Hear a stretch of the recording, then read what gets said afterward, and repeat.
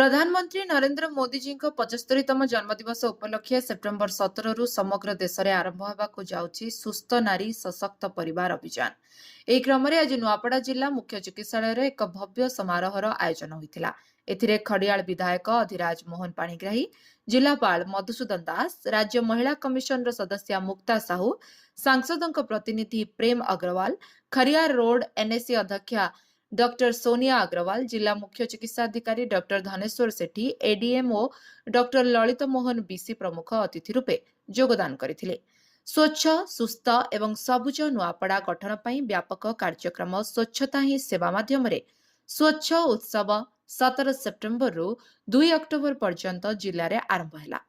प्रधानमंत्री नरेंद्र मोदी इंदोर उद्घाटन करथिबा कार्यक्रम सुस्थ नारी सशक्त परिवार अभियान सीधा प्रसारण एठारे बड़ परदारे प्रदर्शित होइथिला।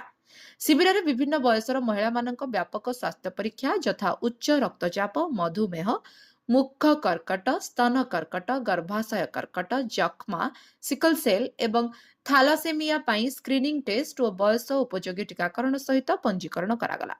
महिला कमिशन सदस्य एवं जिलापाल उपस्थित स्वास्थ्य विभाग अधिकारी और कर्मचारी मानक उत्साहित करी ए जातीय योजना को जिले में 100% सफल करने आह्वान देते। सबुज सुंदर स्वच्छ एवं प्लास्टिक मुक्त नुआपड़ा जिला गठन पर जिलापाल जिलावासी सहयोग कामना करथिले। यापर अतिथि माने विभिन्न वार्ड, उत्कल बालाश्रम, वन स्टॉप सखी केन्द्र परिदर्शन करने सहित डाक्तरखाना परिसर में वृक्षारोपण करथिले। नुआपड़ा जिल्लारू हरिराम करुआंक रिपोर्ट, लिव लाइफ ओडिया।